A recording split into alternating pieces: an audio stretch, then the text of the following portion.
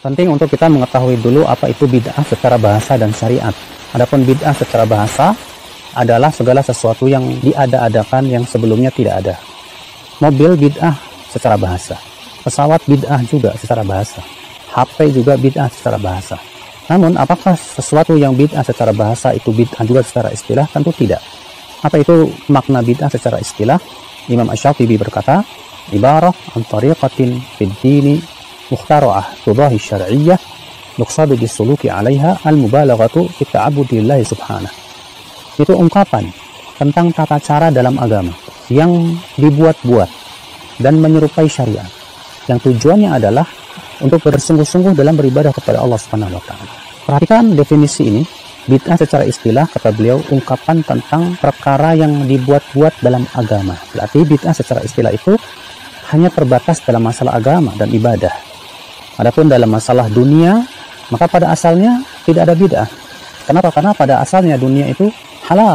Allah Ta'ala berfirman dalam surah Al-Baqarah 29, "Walladzi khalaqalakum ma fil ardi jami'a." Ialah Allah yang telah menciptakan untukmu semua yang ada di muka bumi ini seluruhnya. Berarti semua yang ada di muka bumi ini pada asalnya halal.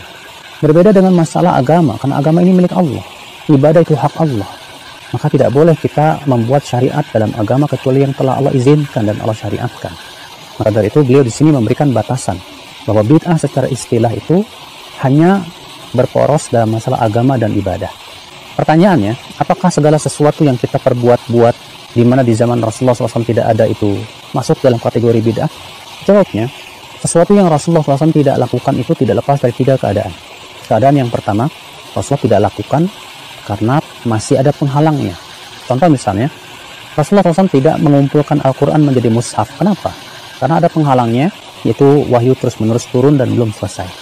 Dan maslahat untuk mengumpulkan Al-Quran sangat besar, sehingga para sahabat berijtihad dan melihat untuk mengumpulkan Al-Quran menjadi satu mushaf supaya tidak hilang. Sebab para penghafal Quran banyak yang meninggal di medan perang. Jika tidak dikumpulkan, ini mudaratnya besar sekali. Maka dari itu, para sahabat kemudian bersepakat dan berijma. Boleh. Yang kedua, Rasulullah SAW tidak lakukan karena belum dibutuhkan di zaman Rasulullah SAW. Belum ada pendorongnya di zaman Rasulullah SAW. Contoh misalnya, di zaman Rasulullah SAW belum ada ilmu hadis, belum ada ilmu usul fikih, belum ada ilmu nahwu. Mengapa? Karena di zaman Rasulullah belum dibutuhkan ilmu-ilmu semua.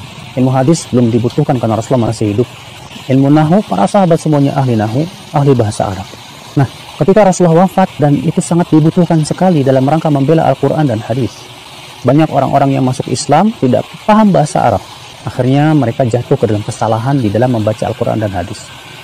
Maka Ali bin Abi Thalib memerintahkan Abul Aswad Ad-Du'ali untuk meletakkan tata bahasa Arab.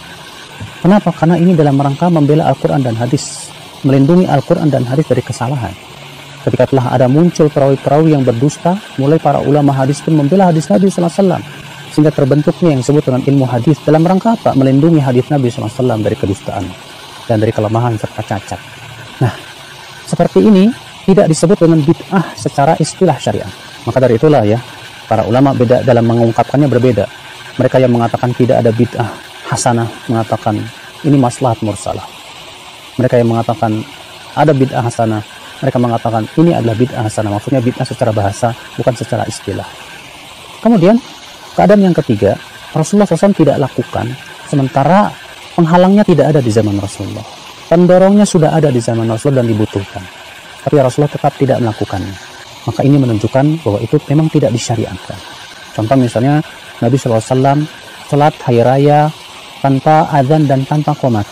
Padahal Rasulullah mampu untuk menyuruh Bilal untuk azan dan qomat. Dibutuhkan untuk memanggil orang sholat, tapi Rasulullah tidak melakukannya. Maka semua ulama sepakat bahwa ini menunjukkan bahwa adzan dan qomat tidak disyariatkan untuk sholat ini. Maka dari itulah, saudaraku, sesuatu yang Rasulullah tidak lakukan ini tidak lepas dari 3 keadaan tadi. Mubahi syar'iyah. Kata Imam Syafi'i, bid'ah itu menyerupai syariat, memang betul. Karena di situ ada jenis dari zikir dan yang lainnya, namun dibuat-buat. Maksud tujuannya apa? Untuk bersungguh dalam beribadah kepada Allah Subhanahu wa taala. Nah, sekarang pertanyaannya, apakah bid'ah itu semuanya sesat? Jawabnya, Rasulullah SAW yang bersabda, kullu bid'atin dhalalah.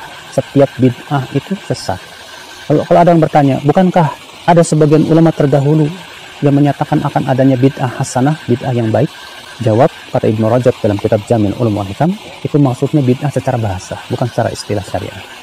Dan telah kita sebutkan tadi bahwa contoh-contohnya itu ternyata tidak lepas dari keadaan pertama dan kedua yang telah kita sebutkan dari 3 keadaan tadi. Kita katakan saudaraku, bahwasannya tidak diperkenankan seseorang untuk membuat ibadah sesuai dengan selera dan hawa nafsu. Karena Rasulullah sudah menjelaskan masalah agama ini secara lengkap. Allahu a'lam.